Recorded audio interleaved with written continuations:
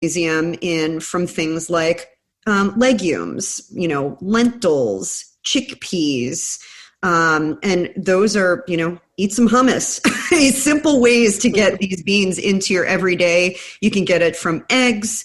You can get it from tofu or tempeh, which I really love tempeh because it's a fermented soy, which for women is also a really good choice if you're going through some hormone balance issues. So lots of different ways to get these foods, to get these minerals into your body through food, or you can take a supplement. And you mentioned hormones. Low magnesium is linked heavily to hormone imbalances. And then, when we have hormone imbalances, all the other body functions fall into place too. That goes in with our sleep and our stress. So it all falls off the track. Yeah.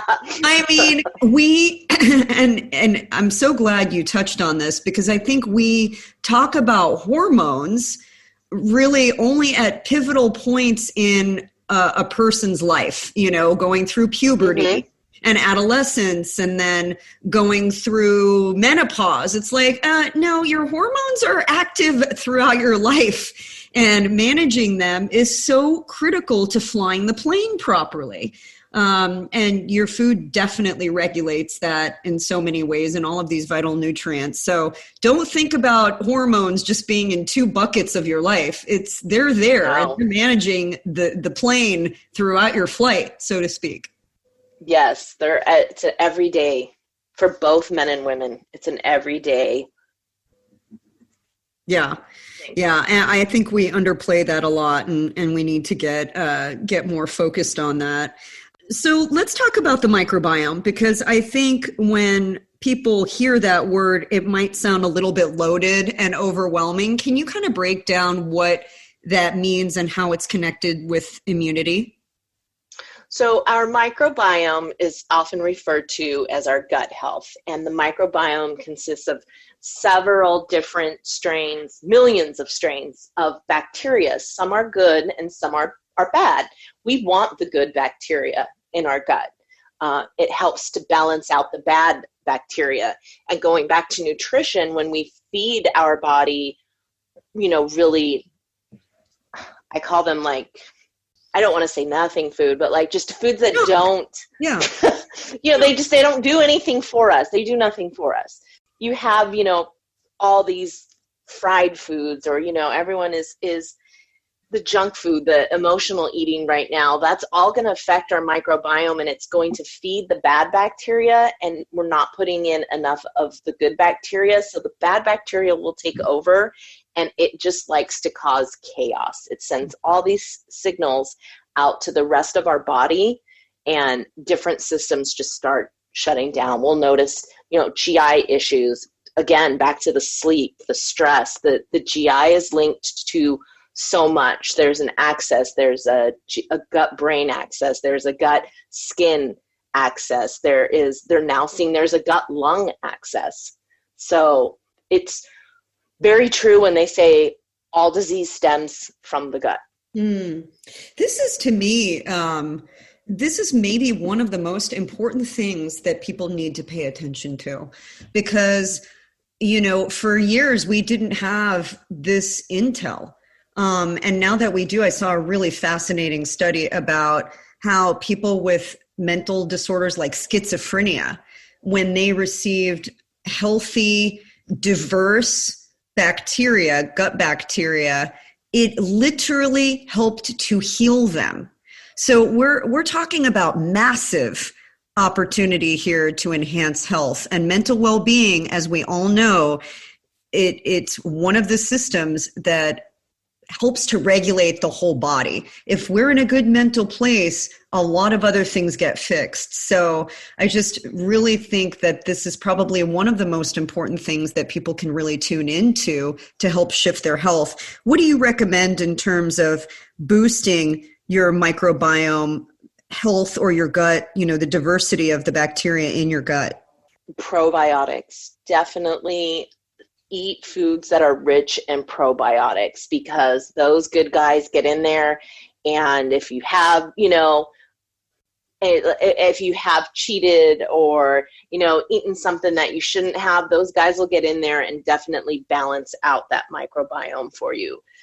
Yeah, I am a big fan of probiotic rich foods. I talk a lot about it in the beginning, the very first chapter of the book, eating fermented foods, things like kimchi, sauerkraut. I have a recipe for quick pickled vegetables in the book, getting things like fermented soy, miso. You can have fermented whole soybeans. It's called natto.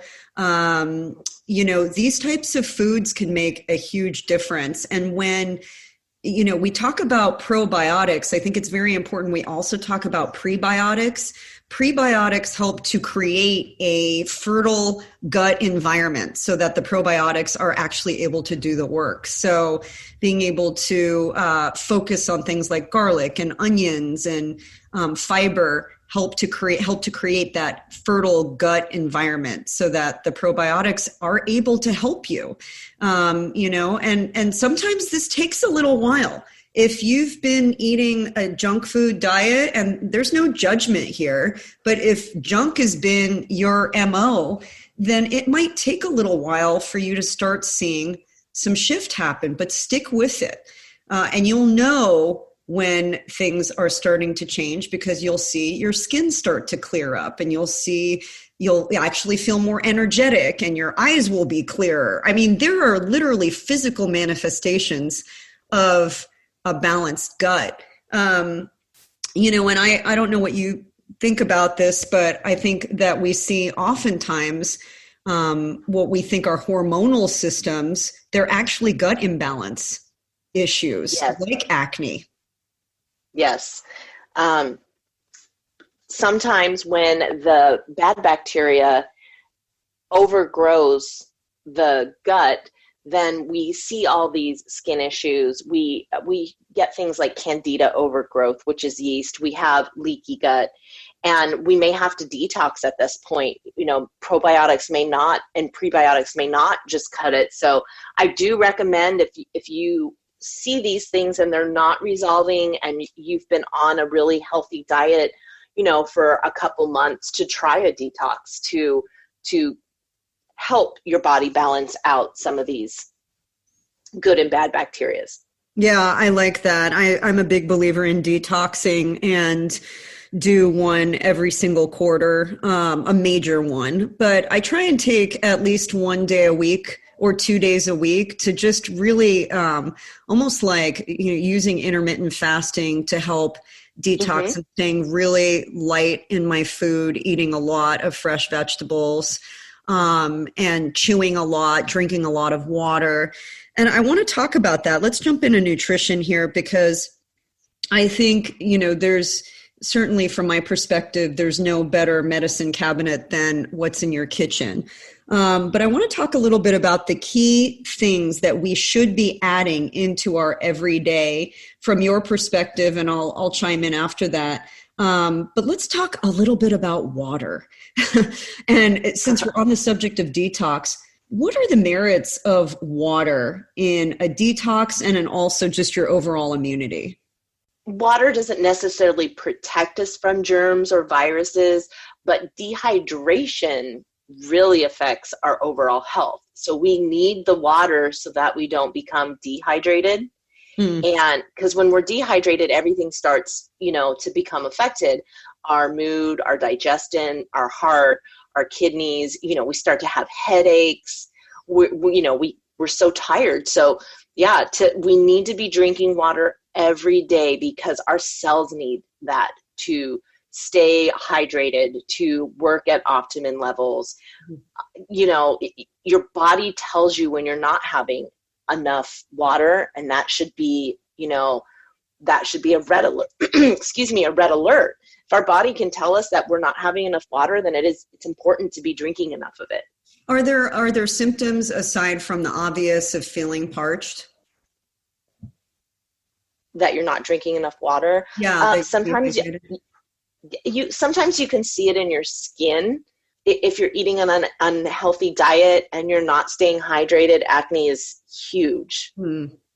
Yeah, and I think it's important for people to know that drinking about half your weight in ounces of water is highly, highly recommended to flush your system of toxins, and focusing on good, clean water. I think it's one of the most important things we can do. We can live 3 weeks without food, but we can only go 3 days without water. So instead of reaching for the sugary drinks with a lot of caffeine when you feel like you need an energy boost, try some water with a little lemon in it. You might be surprised at how refreshing and just exactly what you needed that water to do. So I think, dare I say, maybe even more important than focusing on food is your hydration. And I think, if we dive into the merits of water even more, the bottled stuff, the stuff that comes in like the plastic bottles, you might as well just fill your tap water with that bottle with your tap water, because most of the studies are showing it's not worth it. It's horrible to the environment, and it's expensive. So much better to get a filter system in your home. It doesn't have to be an expensive one. Literally, you can buy an inexpensive water pitcher and fill your water bottles that way. But let's kind of do our part from an environmental standpoint to also cut down on all that waste that drives me crazy.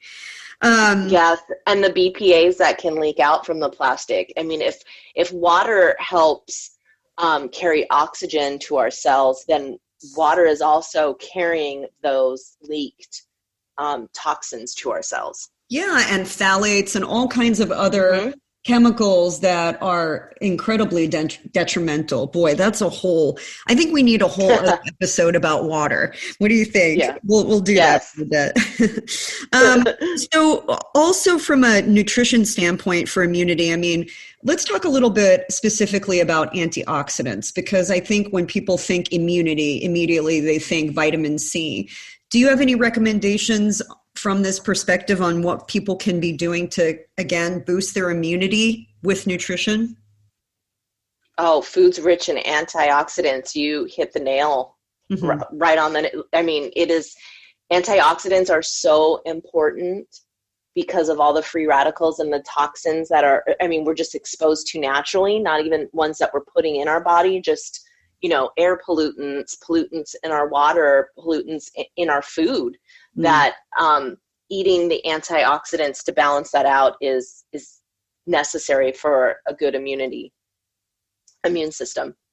Yeah, and I think when you think about antioxidants, obviously foods like, berries and apples and citrus. These are all wonderful antioxidants, but antioxidants can also come in the form of foods like nuts and seeds. These are, fighting free radicals. And I really want to break that down, because I think people say the word antioxidant, but let's really break down what that means. It's anti-oxidation. And oxidation is when your cells basically break apart, and we want healthy cells. And that is the root cause of so much of the disease that we're seeing. So, supporting healthy cells, going back to the hydration that comes from that comes from the food, that comes from, the adaptogens and some of the things that you mentioned earlier, Bernadette, in managing stress. You can see how all these systems are related. Absolutely. And do you think, do you think there's merit in taking supplements to boost your nutrition in order to achieve that, immune balance? Should we be taking loads of vitamin C? I think everything in moderation, and it also depends on what type of lifestyle and diet that works best for you. If you can't get the nutrients through your food, then it's absolutely okay to supplement otherwise. So vitamin C is one of those that I feel that we could get a lot through our food. But if maybe we don't like citrus, maybe we don't like berries, then yeah, absolutely, vitamin C supplement is great. vitamin D, it's okay to take more than the